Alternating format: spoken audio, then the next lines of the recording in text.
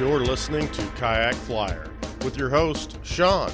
This week we're brought to you by Tennessee Trailers, OutdoorAdventureTrailers.com, the best way to get your kayak to and from the water.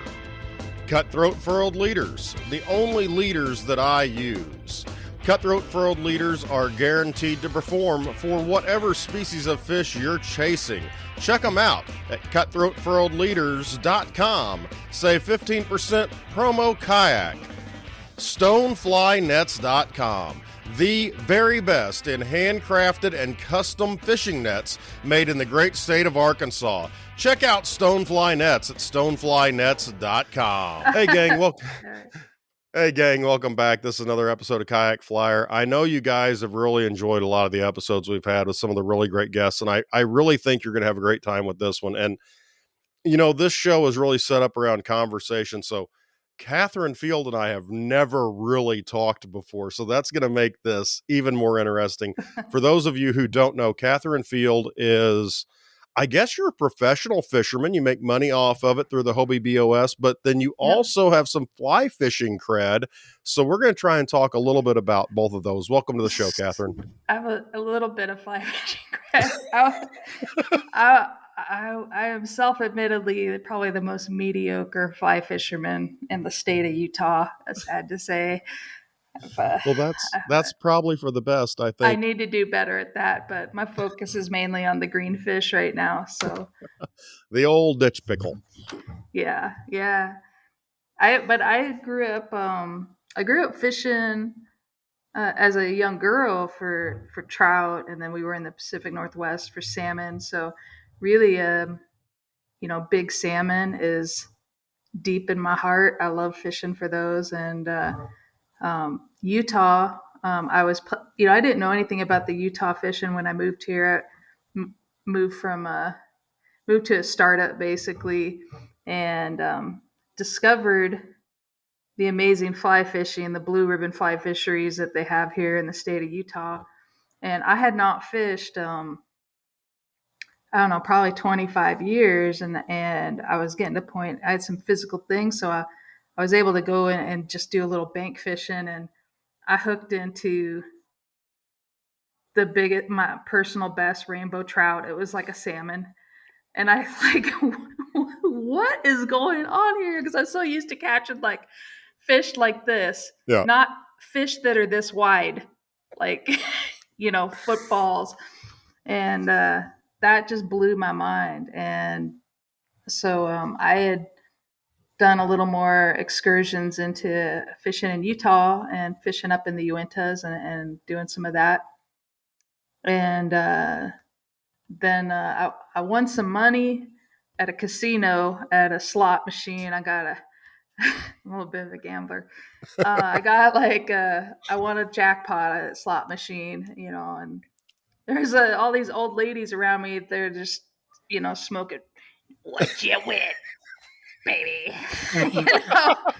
But I won enough to start thinking. I didn't have a boat. I wanted to get off the bank and chase kokanee. That was actually what I really wanted to do up there off of Strawberry Reservoir and Flaming Gorge and some of that. And maybe try to chase other kinds of trout, maybe try and do the Green River. I don't know what was in my mind to do that. But so I bought a kayak. They didn't have any dealers or anything for what I was looking at in Utah. So I just bought it online and it got shipped in a semi, and I had no clue at all what I was doing. And I hooked up with some people here, a Facebook group called Kayak Fishing Utah, and looking for people that knew stuff about kayaks, because I'd had some stuff that was missing when it arrived. I didn't know what I was doing. And it was like this very steep learning curve. And they said that they fished for bass. And I had never fished for bass. And they had said they did tournaments. I'm like, what the heck is that? Yeah. This was a sort of the beginning of 2019. I spent the winter trying to catch bass, and I finally caught one like 2 weeks before the tournament in April. I spent 4 months trying to figure out how to catch bass, and I was using I think it was Abu Garcia rod from the 60s that my dad had or something like that. And spinning rod that I was trying to catch his winter bass on. Um, but I did my first tournament fishing for bass in Utah down at Sand Hollow, and I caught like, I can't remember if I caught 3 or 4 fish. That was like amazing for me. I was so worried I was going to do terrible, and that pretty much, I just got bit by the bug. So I did like the local tournaments that year, and then COVID hit. I was starting to do some of the nationals, and then about middle of the whole COVID thing in June, I decided I just going to go fish and travel and work remotely and do tournaments. And then this last year I quit my job and decided to do it full time and do tournaments and travel across America. So in 2 years, it's been a sort of a crazy ride. 2.5 years, going on 3 now. So Yeah, that's wild. And just before the show, we mentioned Nick Chiberia yes, put us together. I love And that dude. everybody loves him. He's just so cute. You just want to put him in Yeah. your pocket and carry him around. A little mini Nick. Yeah, little. So, We need to make a little bobblehead of him yeah, because it that would be would actual work. size. Oh, poor guy. But he's sort of the same way. He fished a Hobie BOS with a friend of his just because they could meet up, and then he won the Lake Darnell, and then went to the Tournament of Champions. So this is And that's where I met honestly, him. yeah. Yeah. And when you're talking about a way to get into competition fishing, the Hobie BOS is a great way. And I don't want to discount clubs. Clubs are a great way to cut your teeth. But the Hobie BOS is not so far out of range price wise that you can't do a couple of them a year, and they have pretty Yep. good payouts. And you've been, I guess what you said, that I saw it on your social media. You placed basically in every event you went to this year. I made every championship in every series I fished this year, which is insanity, really. But I fished like 41 tournaments this year. I didn't have a lot of downtime. I might put in a little bit more downtime this year. Maybe I might up it. I don't know. We'll see what my tolerance level is, um, but I mean, my goal. So last year I just missed the Tournament of Champions cut just at the end, and I have had some medical issues, so I couldn't have done it anyways. But this year, my goal was to try and finish in the top 30% of anglers and tournaments, and try and do enough in the angler year points to get like the top 3 of each tournament qualify to go to the Tournament Champions, and then at the end they'll fill in the next 19 or 20 and roll down spots from the angler year points of people who have not yet qualified. So you end up with top 50 anglers in the nation duking it out. And so that was my goal, was to really try and get one of those coveted roll down spots. That was a stretch goal for me. And I blew that goal way out of the water. Like, instead of the top 30%, I finished in the top 3%. And Yeah. I cut some checks. I won some tournaments this year. And honestly, I had a really tough year. And all I can say is, like, I was just blessed. I was just going out there, focusing on fishing, hanging out with God, singing some songs, and just trying to do my thing and just follow whatever crazy path I'm on. And it worked. I can't even explain how it ended up. Honestly, it shouldn't have ended up that way, but it did. And so I believe you can work at it, and if you put the work in, you can do it. So. If you're anything like me, then kayak fishing is a sport for you because nobody could be in a boat while I sing. it is.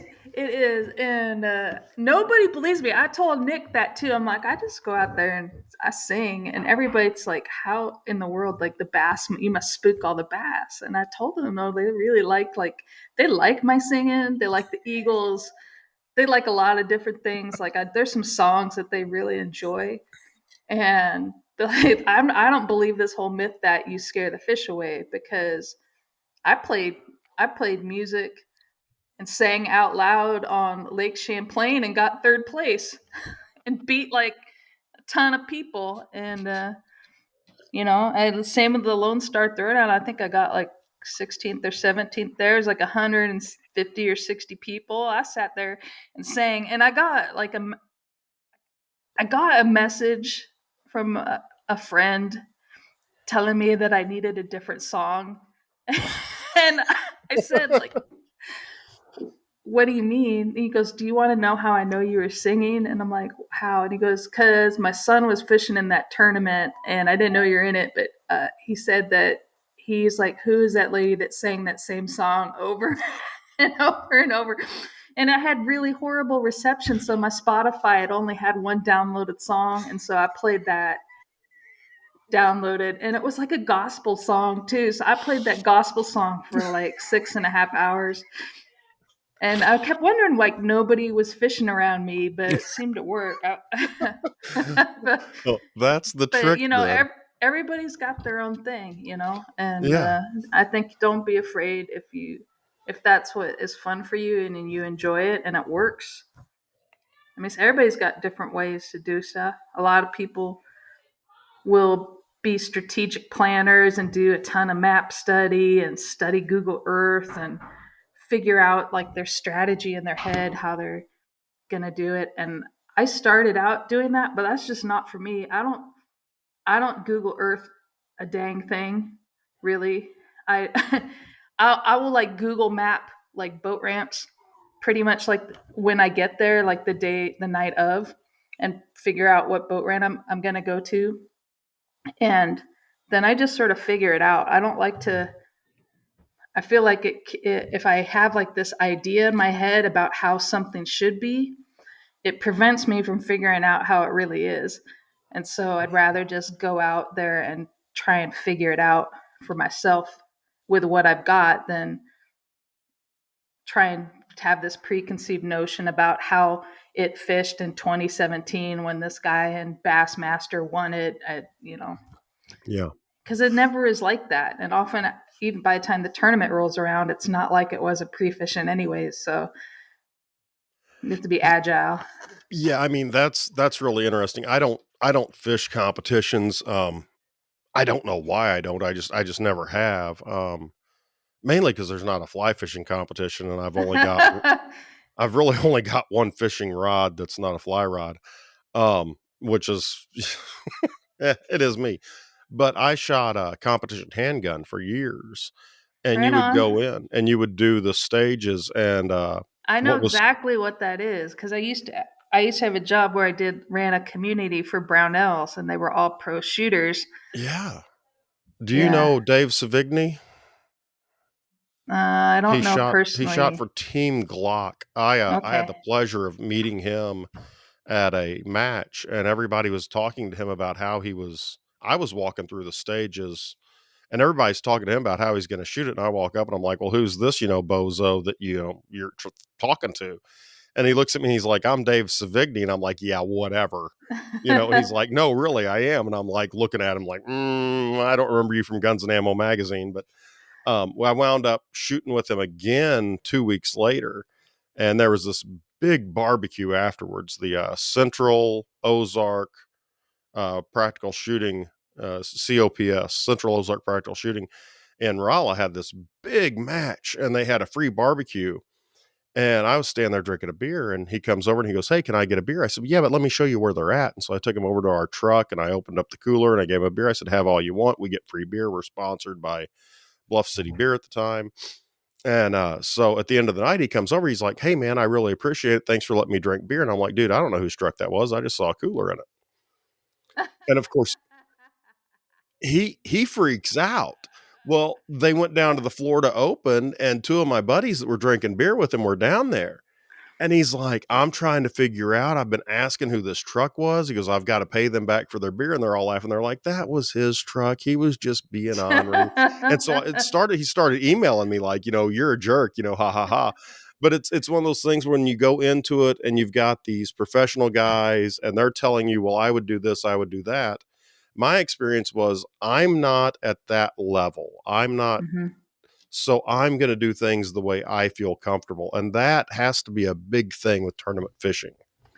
Yeah, and maybe I've skipped some of that a little bit because I just dove in it really not knowing what the heck I was doing. My whole goal was to get better and to experience different fisheries and actually try and catch a bass. Those are like my major first goals to catch. You'll try to catch a bass. When As I we're talking first to somebody who's started, been the tournament of champions and well, yeah, the top but 3% of fishermen. but when I first started, I couldn't catch a bass in a Hobie, and it was well into the end of the season 2020 before I got my first limit, and then to get a limit on both days. I mean, I gradually worked my way up in that, and I was just grateful if I got like a measurable bass, and I didn't because I was just so green and new. I knew that for me to get better, I had to go up against better anglers. And I want to go against the best there are and Mm-hmm. and and make my way and get better in that. And so I don't have like a history of where I fished and fished for years and then I go up against all these amazing people. I just dove into it, and so I learned that way. So I don't feel intimidated or worried or stressed out that I'm fishing against anybody because I know that they're going to make me better, and it has made me better. It's made me a lot better, but it has allowed me to be a lot tougher mentally in that kind of competition and not feel stressed out about who I'm fishing with. Because here's the thing: is like you can't control what anybody else does, and you're depending on your placement based on a little fish that does what he does. Like, there's nothing you can control in any of that. It's just trying to better your odds and figure out the puzzle and make and land those fish that you get bites on and try and fish really clean. It's so I don't feel that kind of intimidation or anything like that. I think it's just helped me to create, sort of mold who I am in a way by going up against the hardest people on the planet to fish against, at least on kayak fishing. So, And that brings me to a question. I mean, I started fishing on a cane pole in my grandfather's pond. I've fished until I started handgun, um, as an every weekend thing. I had fished almost all the time and fly fished and then sort of put down the fly rod for a little while because it was for trout. Um, and I learned to tie flies and they were all trout flies. And I'm like, no, I can't do this. And then I found the magical world of smallmouth and largemouth bass oh yeah, in fly fishing. And so that changed now, things. But other than those years that I was concentrating on handgun, I was fishing a lot. And I start off the cane pole, then it was a Zebco 33, and then it was a spinning rod, and then it was a bait caster, and then I picked up the fly rod in between there and sort of laid all those down and mm-hmm. even got rid of most all of them. Um, but I know, like when I was learning to fish on that very first Zebco, my dad would always get us spinner baits, and he was a firm believer in spinner baits, and we would fish spinner baits. What being, and I'm not being derogatory when I say this, No, being no, a novice into yeah, bass fishing. I mean, yeah. Texas rig, Carolina rig, wacky worm, crankbait, buzz bait. I mean, there's I've had so to many. learn it all. Yeah. When I started out, I fished the first tournaments I'll fish. I had one pole, and I started out trying to find one technique that I could perfect and go from there. And so I fished the whole season with one pole with one style of bait, and that's all I did. That's all I did. What bait was And it? I did Ned rigs. I Hmm. got a really nice finesse spinning rod, Hmm. and that fit perfect for Utah with the kind of lakes that we have here, which are just really deep, super clear, Hmm. impoundments most of the time, and not a lot of structure. And fish are, if you want to fish 40 or 50 feet down there and catch a bass, you can, Yeah. you need something that's a little like that. So, Yeah. And finesse Ned rigs are great. Whenever I'm mhm. not fly fishing on one of these Ozark rivers, I'm throwing a Ned. I That's love just the it. way it is. If I'm not going to fly fish, I'm going to throw a Ned. I didn't know there's a lot of things that'll eat that, not just Mm. bass. Oh yeah. I actually, you'll appreciate this. I actually went up to trout lakes up in the Uintas and just Ned rigged for Yep. trout, and Hmm. trout love them. So I would Oh. I would Ned rig on the edge of weed beds out where get shallow, sort of drop off, and there'd be the edge of that weed bed, and I would Ned rig along the edge of that for rainbows, man, and they Hmm. just eat it up, little TRDs and stuff. Oh yeah. It was the most fun. People are out fly fishing, and I'm out there with a Ned rig after rainbows doing something crazy. But You might find this funny. Speaking of that, I was down at Spring River, Arkansas, with a friend of mine, and I'd gone down there fly fishing, and the water was up, and I couldn't fly fish because of the trees. So we went down a couple weeks later, and I took my rod and reel, my regular rod and reel, and he was like, "Well, we're going to catch some fish, and we're gonna eat tonight." I was staying with him, and we had the number 10 bait keeper hooks, and we were using frozen shrimp. And he opened up his tackle box and dropped like half of his stuff out of it. It was a travesty. Anyway, he only had a Ned head, and so he was catching trout on a shrimp and a Ned head. And it's yeah, like, who would have ever thought you could do that? And then you're yeah, sitting here saying that. So that just absolutely. I actually have a video about it on YouTube, Ned rigging for trout. So because it go ahead just and plug blew your me YouTube away. channel real quick so people can find it. It's pretty simple. It's Kate fishing, and I do. I probably have the worst vlogs ever created in mankind. I don't know. I started doing vlogs this year, just random stuff while I'm traveling, Hmm. and then I do the educational, instructional stuff that I learn as I go along, and fun fishing on different lakes and also tournaments. But I did take like a little break about the last half end of the season just because like I was doing like 5 tournaments and 5 weekends and driving all over the country, and I couldn't do it and edit the way I wanted to, so I just Yeah. decided to just cut myself some slack Yeah. and just fish. So I don't think people realize how difficult it is to be a content creator. yeah, I sort of told you how we started the podcast, and we're putting out this year, we've put out less podcasts than ever. We normally put out 50 a year. that's amazing. And so That's a lot of work. every week we get to talk to a new person. And I've got this podcast. We've just started Drinking on the Fly, which is a fly tying Yeah. YouTube show. And then I produce a Bigfoot show. So, I mean, Okay. there's a lot of content, and It it's one of is. those things where when people find a YouTube channel they like, a lot of these folks, that's all they do. And I just want to reiterate that's amazing that Yeah. you were doing all those things on your social media. Well, and plus, I'm driving. I mean, there are times like I drive, from the edge in New Hampshire and Maine to La Crosse, Wisconsin, try and fish a tournament, and then drive back to Indiana, then go down to Texas, and then I'm all over the place, and it's like I still need some downtime, Yeah. and that's why it's like I gotta probably schedule a little bit better on that, but I'm gonna do better this year on trying to keep up with that, but I got a couple new cameras which will help.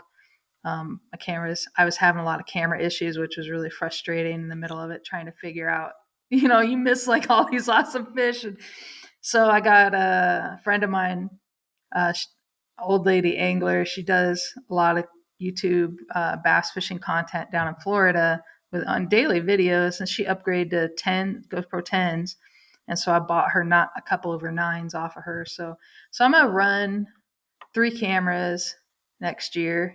That'd be I always nice. have like a head cam because I like that perspective. But I'm gonna Hmm. run one off my bow and probably one off the back that I can swivel around and maybe take some better shots than just holding my beat up old phone and trying to go like this bass is too long for my arms to fit in. So maybe some better content, but Yeah, it's a lot of work to do that. my biggest problem is I'll turn on the GoPro and it'll be 6 hours of me drinking beer, and the minute the battery dies, I'll catch the fish of a lifetime. That's exactly how it works. Yeah, nobody wants to watch you sit and drink beer. That's the thing. They just don't Yeah. want to see that. All of my PBs that I've caught, I've never had the GoPro running That's at the all. problem. Yeah. All of them. And my biggest was 23.75, I think, or something like that. And yeah, and I was like, oh, why not? Why Well, didn't I that's do that? But your personal best was bigger than what Nick Chiberia brought in the entire first day. wow, uh, poor Nick. Now, I'm come on. sorry, Now, Nick. to be fair, that I gotta say, the bite at the Hobie Tournament of Champions this year was a really tough Hmm. bite. Um, I struggled on day 1, 2. Day 2, I did a lot better, but I lost 2 big fish that would have really, really, really helped me.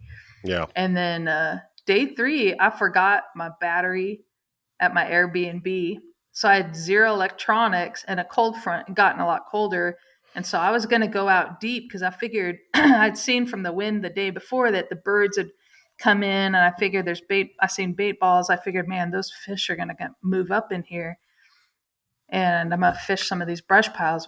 And I marked all these brush piles in practice, and I forgot my battery. So I didn't have anything that I had marked. So I went out and fished without any electronics, pretty unconventionally. I Texas rigged a big old worm and I just dragged it around until it ran into something to try and figure out where the brush piles were, Hmm. and then fish really slow. And I actually at day 3 I led the field. I was top limit on day 3, but I could have been a lot more competitive, I Yeah. think. But I learned a lot on that. So, but now I know some crazy tricks, that you don't always have to have the best electronics. You can actually just you can do pretty good without it Yeah. too. So And that's one of the questions that Nikki and I were talking about whenever he was on the show, because he's not running electronics. yeah. And I've talked to a lot of folks that do run electronics. And I've even thought about buying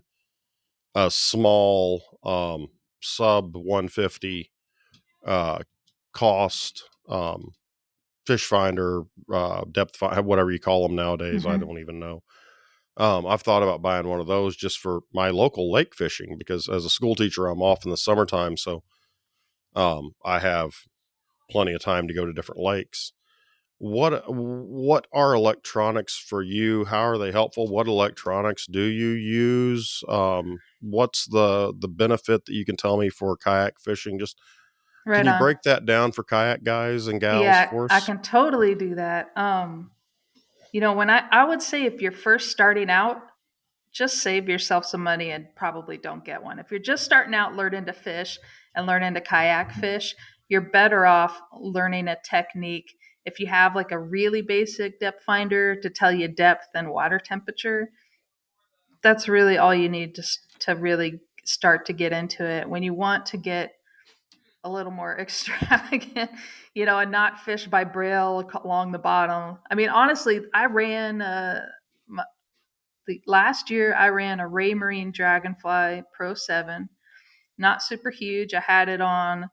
I had a switchblade transducer from Yak Attack. Everything was track mounted because I wanted to pull it on and off. Um, and I used it really the sonar. It didn't have side imaging or anything like that. It had maps and it had sonar and a down imaging, which was pretty fancy.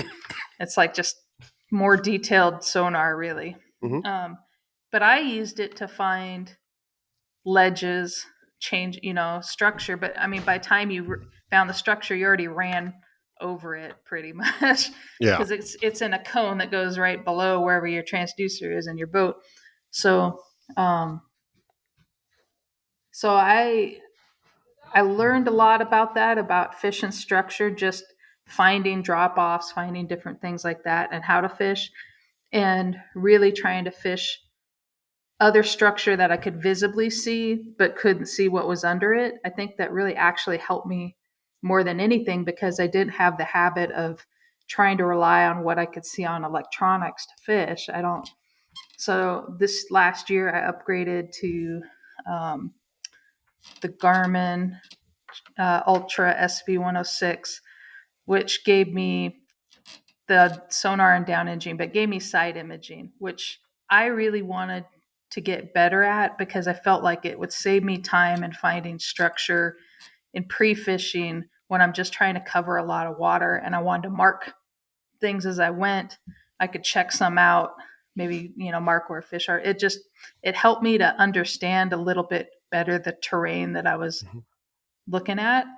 um some people can see that and go, oh, there's a fish and there's a fish. I'm don't feel that educated just yet on that. Like sometimes I do, but I'm like, that's probably a rock, that's a pirate treasure chest, I don't know, hopefully that's not a body, I don't know what that is. I mean, I just keep going and just pray. Um but this year, but I was pretty competitive this year, and I am gonna put on a live scope.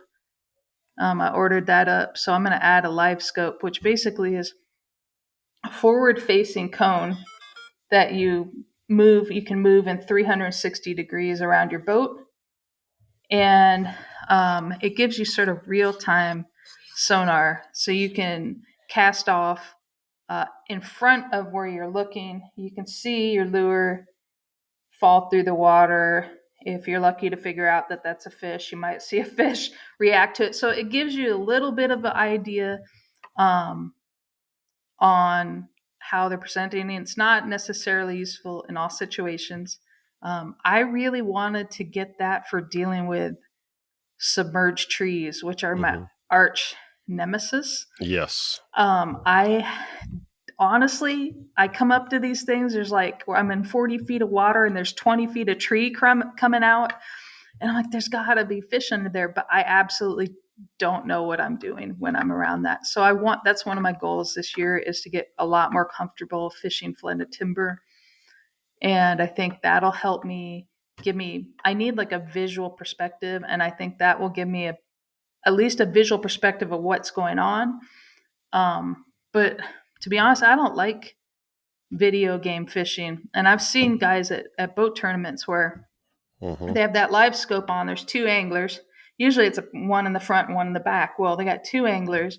The first guy is throwing it and they're looking at live scope. And if the fish misses it, then the second guy is sitting on the bow too, throwing right where the other guy did, and just sort of video game fishing. And that's honestly absolutely no fun for me. I really want to utilize live scope in a way that complements how I fish better and allows me to visualize structure that I can't normally see in other methods. And I think that'll help me anticipate and be a little more agile in the water when conditions change, because I'll have a better idea of how they're setting up on that. But Yeah, and that brings me to a question. I've asked this a couple of times. I asked Nick this too, and I think I Drew Gregory, when he was on the show. I'm pretty sure I asked him this too. Are we opening Pandora's box when it comes to live scope? Is that something that once we let it in, it's gonna change? I know it changes the sport, but do you think it changes the sport in a way that, as you're describing video game fishing, what's your opinion on that for when the top guys are all running the highest electronics? Do you think that's going to happen where it's going to come down to it's a already happening. And that's why I'm upgrading this year. okay, It's already happening. Every single person uh, that were cashing some big giant checks this year, or for the most part leading the AOI, we're running live scope nonstop. And that's not to say that you can't do well without electronics. I mean, George Marshall is an amazing angler, and he took Angler of the Year, and he doesn't run electronics at all.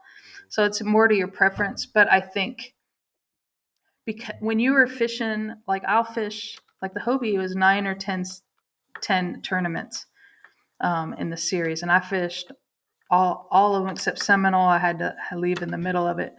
But when you're fishing such a varied amount of fisheries of all kinds of different styles, to me, it's just another tool in your toolbox. But I feel like if you if you rely on that, that's how you learn to fish. Is you look at something and see a digital fish come after it, and you're trying to get your digital lure and get the digital fish, get your digital lure. I think to me that cheapens the experience of what I enjoy fishing. What I enjoy about fishing, which is really being out there in nature and hanging out and chatting with God and singing songs and casting and trying to figure out that puzzle and just enjoying the moment and enjoying the present. I don't want to have to sit there and stare at a screen. You miss so much that's going on. And part of that enjoyment, like I love to watch the birds. I love to watch all the wildlife that goes on around there. And I don't want to sit there and have my world controlled by a 10 or 12-inch screen and have that determine how I'm going to fish. I think it limits you up here in trying to problem solve very difficult situations and changing conditions. If you, I don't know, it's the same reason, like if you're going to do tournament fishing, why I feel like going up against the hardest people, the hardest anglers there are, helps you. Because to me, like if you just operate on live scope all the time, it's like sitting in your same honey hole all the time and never trying a different lake. Like you know the ins and outs of that honey hole, and you Yeah. know that bass is always going to be there. You Mm-hmm. know how they're going to be on every given day, and you could sit there and have a blast for 5 or 6 hours and catch a ton of bass, and they're always, a lot of them are the same Yeah. bass, and that's fine, and people like that. But to me, that's I do this for the challenge, Yeah. and I'm gonna put live scope in my boat, and I feel like for me to competitively fish, like that's a tool I need to have. Mm-hmm. And will I be relying on it? No, Yeah. because that's just not how I fish. Not It's not how I fish. I fish by instinct and fish by, that's why I don't map study. And Yeah. that's why I don't, I fish by instinct and figure out the present situation. And so it's another tool to help me figure that out. But if I'm going to sit there and stare at a screen, forget it. That's like, I don't want to do it. Yeah, and that's one of the reasons why I haven't. I mean, if I were tournament fishing, I probably would, but I'm looking at a relatively inexpensive one going, I just want to be able to see where the brush piles are on the bottom of the lake that I've missed, and I want to Hmm. see where the crappie are in the spring and the winter. Yeah. There you go. And, And the it's other thing is, like, I don't even want to, like, a lot of times I don't want to find the brush pile that is the best brush pile. yeah, Like I want to find the brush pile that is so deteriorated that it has like 3 sticks yeah, left. Because just in my mind, like the fish figure stuff out. The fish figure out, like, okay, if I go to this really awesome condo over here, you hmm know, occasionally I get caught. yeah, So I'm gonna go to like this like little out of the way hidey hole that has a couple sticks. I can just ambush something and eat every once in a while. And so I'm just convinced, like, it's always not always the nicest brush pile. It's yeah. sometimes you do better on the ones that are like just dilapidated and destroyed. And so One thing that I think would be really neat, and I've thought about this for a while. When you're talking about lake fishing out of a kayak or even out of a boat, but just lake fishing for fun, I would love to see. And if somebody wants to write a grant for me to do this, I'd be more than happy to. I would love to tag bass and see where see they go. how far they move, because Yeah. with deer hunting, which I don't know if you're experienced with that or not. In Utah, I know they have antelope. Oh, they got muleys. I'm not really a deer hunter. I want to learn someday, but yeah. Yeah, But well, I'm convinced those fish actually can move pretty far. well, see, and that's my Yeah. question is because like a buck will roam forever, but a Mhm. doe will stay in a contained area. Mhm. Mhm. And I'm wondering if when a fish spawns in a lake, if they sort of stay in that same area or how much they wind up moving. I think that would be really interesting to find out. Mhm. I I think that would be pretty cool to find out as well. Just try and find that sort of movement. And Yeah. I think it depends obviously on the species. Yeah. I But I mean, mean, for a bass fisher, that would be a really important thing to know because if mhm. you're saying you've got this, dilapidated um, uh, fish uh, brush pile, if they're still using that and they come back to that, if it's sort of like other animals do where they sort of stay in one spot, I would love to see how that works out. Mhm. And, how much they track, how much they move. I think it would be very interesting to see Mhm. just how that works out. There's just so many things about fish Have you and ever being caught the primarily, same fish? yes. Yeah, I have too. I've caught the same bass one. I've caught one bass twice in the same month, which sucked for one of these tournaments I was doing because you couldn't have the same bass twice in a month. Oh, But it was a massive bass and it had very no. distinctive markings, so I knew it. And that just always trips me out to catch a fish that's so recognizable a second time and see it. One of the rivers that I fished religiously when I was teaching out in Bolinger County, um, I would go out and I would always stop at this one spot and I would every couple of weeks I would catch this same fish. And the conservation agent stopped me and he came out and he had a rookie guy with him and he was talking about, he goes, fly fishermen always have a tag. He goes, because they can't lose, a nice fly rod. And so they stood there and they said, why are you fishing here? I said, well, there's a fish here. I said, it's smallie. It's about 16 inches. I said, I catch him every couple of weeks. And they're like, oh, you're full of shit. I'm like, no, and so they walk back to their truck and I hook into them and they stop on the low water bridge as I'm pulling them in and I pull them out and the young guy goes, are you going to eat that one?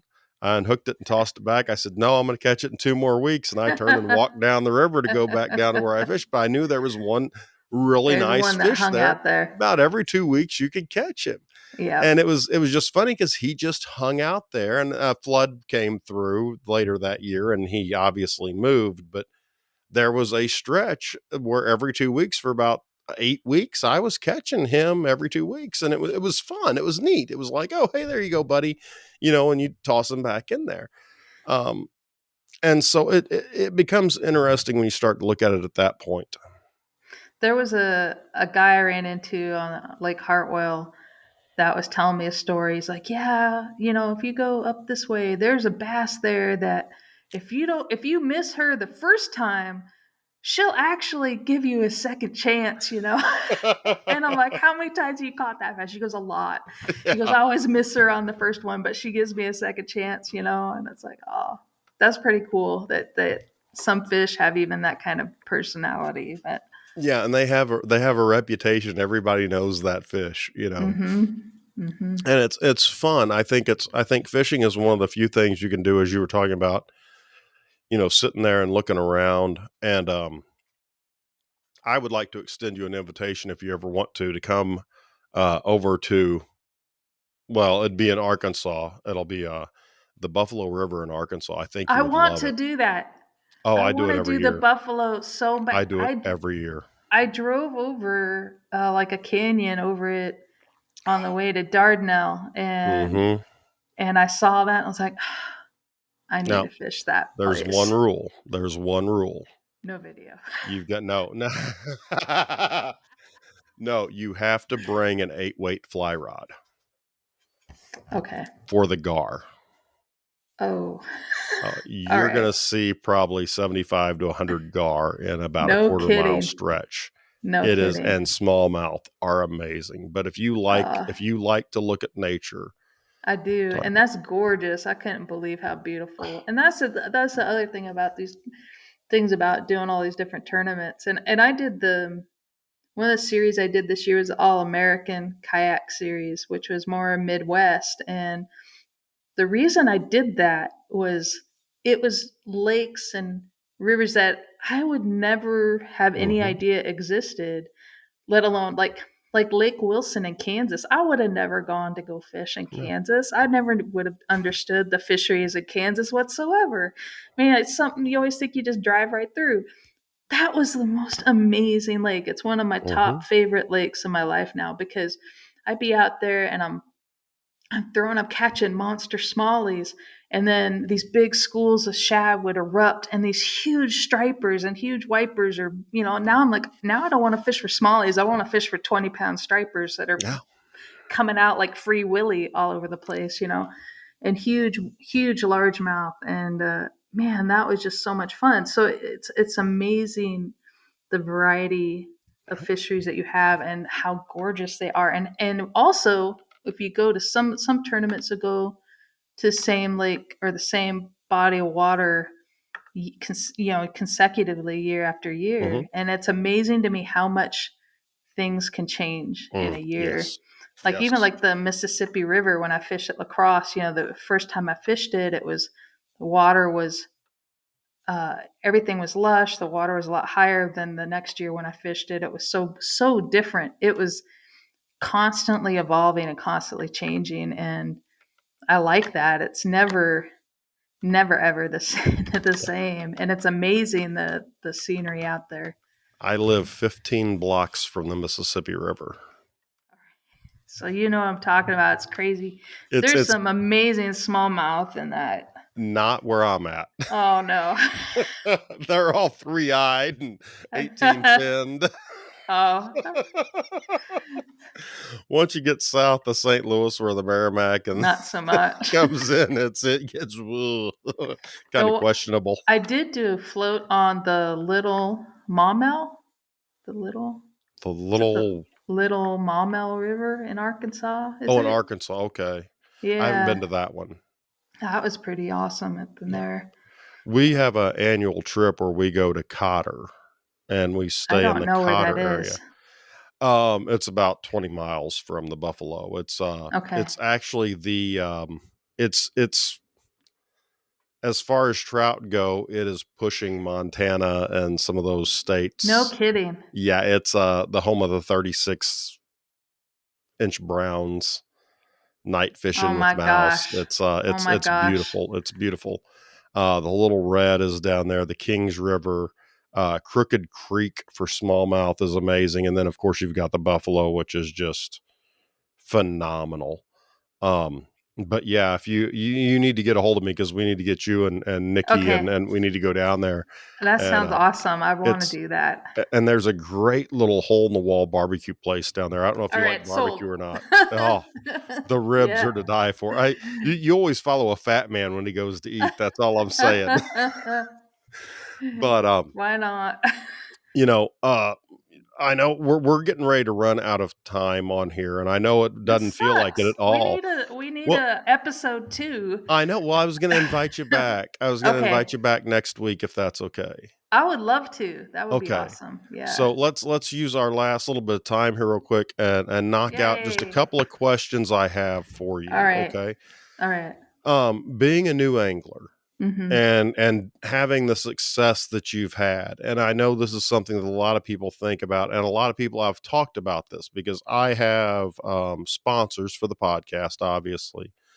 But a lot of people are, they think about pro staff, and I know Nick just started his Instagram. I think it's Nick Fishing or something. Yeah. I'll have to look it up. And sorry, Nick, I'm sorry about that. But um, have you, with this recent success, been approached by anybody, or is that something you have to do, or even that you're interested in doing? Because Nick had to start an Instagram, and Nick is anti-social media like crazy, which he doesn't mind me saying, but he's having to do some certain things because he does new canoe, and he was the only new canoe guy, I think, in the Tournament of Champions. What kayak do you fish, and has anybody reached out to Hobie. you about that?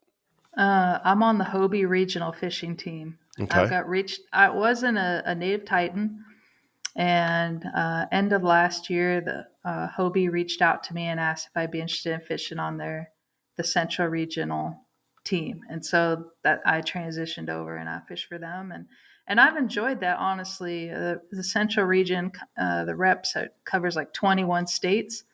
Um, and so when I'm traveling, I go to different Hobie dealerships and go say hello and check them out and try to do a little vlog or give them a highlight or post. And I Hmm. like that because it's honestly, it's actually helped me when I've been on the road to find different dealerships and have that kind of relationship with them. But um, yeah, so I would say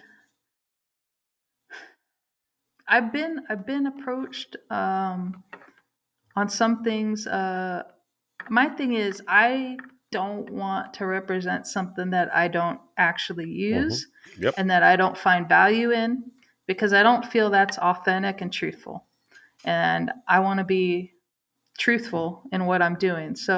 Yep. Um, so I got approached this after Champlain. I got approached by Dobbin, so I joined the Dobbins team over there, and um, Omnia has been a big supporter of mine, and I would say, if you're looking to get involved with a company like somebody like Omnia, is a great chance. You can start making fishing reports as an ambassador for them, Hmm. and what you put in is what you get out, honestly. Yeah. And I put in a lot of work for them as far as traveling around the country and doing fishing reports, and I love what they do. I love their approach. They're made for novice anglers, honestly. And but they have everything you need to be a tournament angler at the Yeah. same time. So you can put in a fishing report. I think I got like 65 reports or something crazy like that.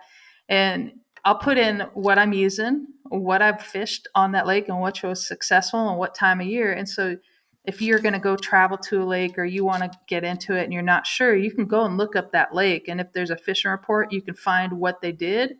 There's pictures, there's links to what they use. You can go get the same stuff.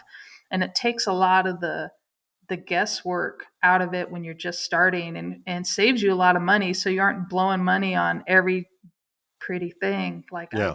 do. Yeah. So, Well, I like to buy things because they're pretty.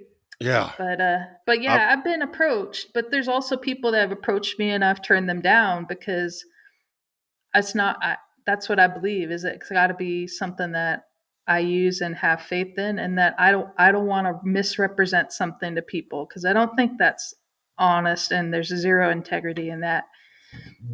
and I will say the same thing with any of the sponsors that we have on the show.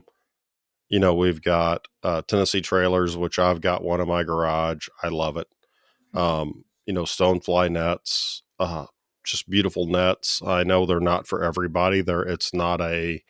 It's an investment that you'll hand down to your kids. And then, Yep. of course, Cutthroat for Old Leaders. But I think the only pro staff I have is Public House Brewing Company. I'm a I'm a pro staff for them. So we've got to plug them. They've been so nice to the podcast and to drinking on the fly. But yeah, Man, it's one of those things where I don't think people understand. One of it's my a lot of friends, work. It's a commitment. yeah, You know. one of my friends runs 19 Delta baits, and he custom paints crankbaits, and he has people that he cannot replicate a bait for, color and everything else. And that's a serious thing when you are on the water. You are representing that company, which is why he won't let me be pro staff. But it's a lot of people think that it's, oh well, somebody's just going to give me something for free, and it's not. And that's one of the things that I always try to talk to folks, because I want that to be understood, that it's not you're getting something for free. No. It's not that somebody's giving you something. You're out there, and your behavior is seen by all of those folks. Mhm. you know, and lucky enough, my sponsors don't listen to the podcast, so I'm okay. Um, Right on. um, Even though we have great guests, they're Are you like, saying I'm bad behaved? Is that what you're trying to get you at, are very Sean? bad behaved. You are very bad behaved. No, That is there is a small truth in that. At times, I am very bad behaved privately, yeah. but Well, but I also believe in being authentic and mhm, transparent, and I share as much as I can, and I've shared my ups, but I also share my downs, yeah. and some of it I'm sure is really probably distressing to read, and so far no one's kicked me off their team yet, which I'm very grateful for, but I'm not alone in that. And that's why I share that, because I Mhm, feel like I'm not the only person who struggles in different things, or struggles with being on the road, or mhm, struggles with tournament success or not having tournament success, or yeah. different things in life. And I think that's important to share. Yeah. It isn't just a product. I use different products, and I believe in that. But at the same time, like, I'm going to be honest about who I am. And Yeah. if that's not okay, Well, I'm not I'm going gonna to represent you if that's not okay, yeah, obviously. yeah. I'm gonna tell you this as a high school teacher. It's like, I'm a person. You know, I have 2 podcasts, or well, a podcast and a YouTube show, and one of the YouTube shows literally is about tasting beer and tying flies. And I'm Yeah. sitting here going, "Look, I'm a person."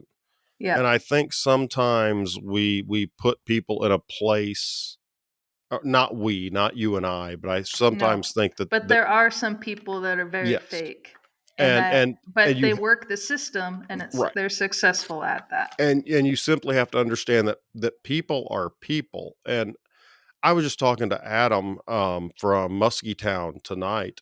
He's going to come on the podcast in January, and he and I were talking, and we had a really great conversation. But it was sort of where we're talking about now. It's sort of this idea we're all people, and we can't run people off from the sport by pricing them out of it, Hmm. with saying you have to have the top of the line everything, because you've got to learn something somewhere, but you've got to also explain to people that you can't go the absolute cheapest way and expect to enjoy it in all the ways there are. And I think that Yeah. It's having the human important. element to that. Yeah, and that's important. I would say that's one thing that I've tried to share a little bit, even with like my rods, is okay, yeah, you can get a $75 spinning combo, but if you're trying to get that really mushy winter finesse bite on a 1/16 ounce Ned rig, like, you're never gonna feel it. Yeah. You need something that you got to boost it up to maybe the next level to get something that's a little more sensitive to feel those bites, because you're going to miss those bites. And if sitting out there all day and you miss all those bites because you didn't know you had them, it reduces your enjoyment. And so that's the whole purpose of that. Just like with Omni, is like sharing the kind of action, the power of the rod, what I use, because it's about enjoyment. Not everybody tournament fishes, obviously. Most people don't. They're out there having fun, doing stuff with Hmm. their family, and that's what I want to share with them. So, Yeah. and Yeah. I mean, I take, here's the last thing I want to say. And I know okay. we're running out of Oh no, time. you're fine. You're fine. We can go as long as we need to, but I want to have you back on again. Okay, but I just want to say is the hardest part, I think, is comparing yourself to what you see on somebody's Instagram or TikTok or Facebook or YouTube. You got to realize that people who have 20, 30, 50,000 or more followers, all of that content is cultivated and polished and pushing a e-commerce narrative to benefit themselves and provide a narrative and a polished look for what they're selling, basically. And so don't compare yourself to what somebody else is doing on social, Hmm. because it may not be actually an accurate representation. And I think it can be really self-damaging to people who maybe don't want to take that leap because they don't think that they are good enough, they don't have the right kind of gear, or they can't compete against somebody like that. And the truth is, you can compete against somebody like that, and you can kick their behind. You don't need Mm-hmm. the fanciest equipment. I mean, I just for example, I fished last year. I fished in the kayak. I don't know if you know the kayak bass bracket Mm-hmm. tour. Mm-hmm. So I was in that, and I was seated the last person, and there was another woman uh, that was seated number one, and I got put up against her, and she was fishing on Chickamauga, and I was fishing this lonely reservoir in Utah. And a lot of people would say, "Nope, I'm not going to bother to show up." Yeah. But I beat her, and you don't have to. You just have to believe in yourself, and don't compare yourself to a narrative that's out there. Everybody's on a trajectory, right? And Mm-hmm. so I can't compare myself to some place that Drew Gregory is right now, because Drew Gregory's been fishing rivers for a kabillion years in Yeah. eternity and knows the ins and outs of it. And it's like, if I still had that same, it's like I'm back here where Drew Gregory was like 6 years ago, Yeah. and I'll be farther along. So you have to compare yourself. If you can compare yourself to anybody, compare yourself to yourself where you were 6 months ago or a year ago or 2 years ago. And then you're going to find out how much you've actually progressed and how much you've improved. You can't do it. Don't compare yourself to social media posts. So Yeah. there's my Yeah. rant. That's no. I mean, it's no secret on the show. I've got a 17-year-old who fly fishes. I don't have favorites. My 13-year-old, she likes to bake, and I'm fat, so we bake together. And my Right on. 11-year-old, he likes to fish, but he likes to magnet fish. So we've found all kinds. Oh, He's got that's me so many awesome. brand new lures. Oh, I love him to Those are death. some great. I've seen some videos like that. It made me Yeah, want to just magnet fish yeah. nonstop. But I don't let any of them have Facebook, Instagram, Snapchat, TikTok. They don't have any of it. I mean, they can watch YouTube. Yeah. And we've made some YouTube content for them on my private channel, so that they can share that with some family members. But social media, in my opinion, if it weren't for this podcast, I would not have social media. Mm-hmm. Just because exactly what you're saying. It is.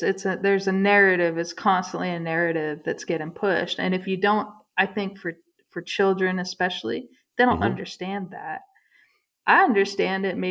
I worked in the gaming industry for 15 years and ran social media, and so I understand very well Mm-hmm. the dark side that goes on there and how poignant things are made to appeal to children and appeal to youngsters, and I really feel like it's damaging to them I do in their too. self-esteem and in their confidence, that they hold up this mirror to themselves that is not a truth at all. And I think if anything I could say is just believe in yourself and take those uncomfortable steps and take those risks, and you know Well, and I'm going to go ahead and, put yourself out there.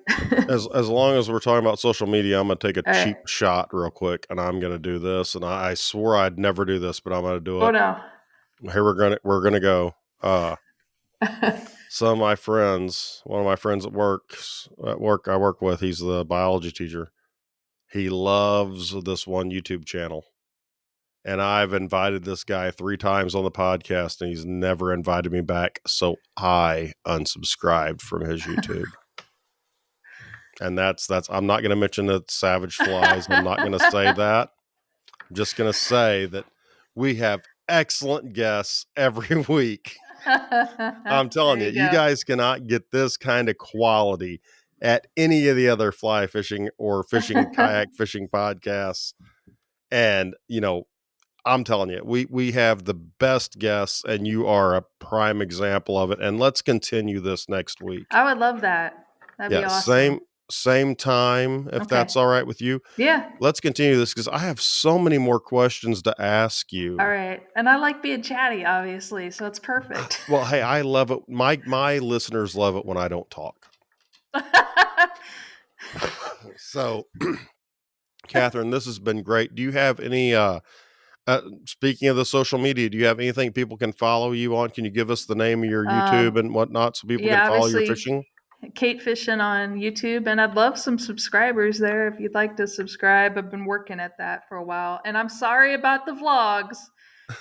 I apologize ahead of time how terrible they are. My last episode was about making custom homemade dog food, so if that's your thing, I got video for you. But yeah, so Kate Fishing on YouTube, and then Catherine_Field on Instagram. I have a Kate Fishing on Facebook as well, but or Catherine Field on Facebook, but Instagram and YouTube are sort of my primary focuses. We'll get both of those out with I'll get on those, but then Okay. when we drop the video, because we pre-record this for the folks that don't understand that at home. When which I think they all do by now because we've had to edit Yeah. so much stuff out in the past whenever I make indecent comments. But you can go ahead and put this on. I'll give you the raw video. You can put this on your YouTube if you want to as well, and Oh, that'd be awesome. we'll drive everybody over to you. So I'd love it. guys, I'm close to getting 1,000 subscribers. oh well, you're Finally, way I've ahead of been me. trying forever. I've got like Oh, 3, and one of them's 2 guys, or 2 of them are from guys from work. So I mean, and the other one's a student. So there you you know, go. um, we've got a great Instagram though. Whenever I All remember right. to put stuff on Instagram. But guys, I want to thank Catherine so much for coming on the show. And we're Thank going to be you. back next week to talk more about this and talk more about I want to talk more about what tournament fishing pressure is like Okay. and how you look at things. So we're going to talk more about that next week, guys. This All is right. Sean from Kayak Flyer. Check us out, Kayak Flyer on Instagram. It's Kayak Flyer, I think Kayak Flyer podcast at gmail.com. If you have any questions for Catherine to get to me, let me know. If you guys have any other questions, check out Drinking on the Fly on YouTube, and we'll see you guys next week. All right. Hey, the outro music worked. This is amazing.